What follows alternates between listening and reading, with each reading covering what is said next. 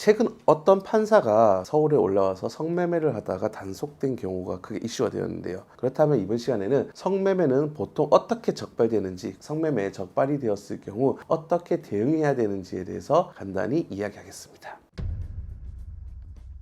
먼저 성매매가 어떻게 적발되는지에 대해서는 크게 세 가지 경우를 따질 수가 있는데요. 첫 번째는 성매매 현장에서 단속이 되는 경우가 있습니다. 두 번째는 성매매 등을 예약하는 과정에서 작성된 포주의 장부 등에서 확인하는 경우가 있을 수 있고요. 마지막으로는 성매매 행위 장소의 CCTV에서 그 내용이 적용되는 경우가 있을 수 있습니다. 이 중에 보통 적발이 되는 경우는 아까 첫 번째 현장에서 적발되는 경우, 두 번째 성매매 장부에서 확인되는 경우가 있을 수 있는데요. 성매매 단속됐을 경우에 가장 먼저 해야 되는 경우는 인정을 할 것인지 인정을 하지 않을 것인지 명확한 입장 정리를 거쳐야 됩니다. 많은 분들이 성매매라는 것 자체에 대해서 처벌이나 그런 나중에 기록에 대해서 너무 부담이 되다 보니까 무작정 부인을 하시고 싶어 하시는 분들이 많이 있습니다. 하지만 제가 말씀드리고 싶은 것은 확실한 알리바이가 없다고 한다면은 함부로 부인하는 것은 별로 좋지 않다고 생각합니다. 수사를 하시는 분들 입장에서는요, 성매매에 단속된 분이 정말 한 번 했다고 생각하지 않습니다. 이런 성매매에 대해서 인정을 하고 깔끔하게 넘어가면 되는 그것을 인정하지 않고 끝까지 다투다가 과거의 장부 내역이나 통장 거래 내역 등을 조회를 하게 되어서 추가적으로 사건이 발견되는 경우도 있는데요. 그런 경우는 정말 기소유예를 받기가 매우 힘들어집니다. 물론 장부에 기재가 되어 있다고 하더라도 내가 예약한 장소에 가지 않았다. 예를 들면 서울 강남에서 성매매를 예약을 했는데 내가 그 시간에 홍대에 있었다든지 다른 지역에 있었다. 이렇게 확실한 알리바이가 있다고 한다면 당연히 부정을 하고 다투실 수는 있겠지만 그러한 내용이 아니다면 웬만하면 범행을 인정을 하는 것이 좋습니다. 자, 이렇게 범행을 인정했을 때 많은 분들이 이런 변명을 하는 경우도 있습니다. 내가 그때 당시에 그 술을 너무 많이 마셔서 성기능이 떨어져서 삽입을 할 수가 없어서 삽입을 안 했다라든지, 또는 걸린 그 상대방이 나의 친구, 여자친구 또 남자친구였다고 거짓말을 하는 경우가 있을 수 있는데요.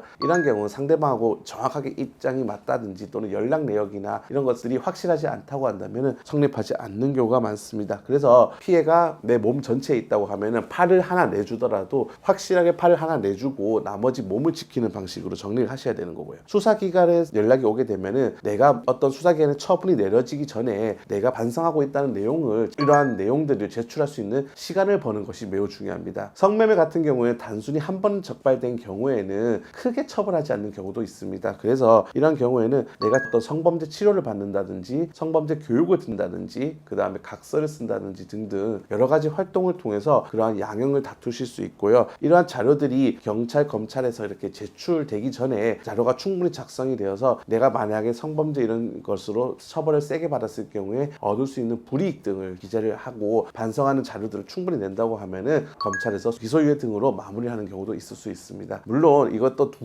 번, 세 번 여러 차례 단속된 경우는 힘들 수가 있는데요. 그렇다고 하더라도 단순히 벌금으로 끝나는 경우랑 또한 징역형의 집행유예로 나오는 경우, 실형을 사는 경우 전혀 다를 수 있기 때문에 각 사안에서는 상황에 따라 맞춰서 대응을 하는 것이 매우 좋을 것 같습니다.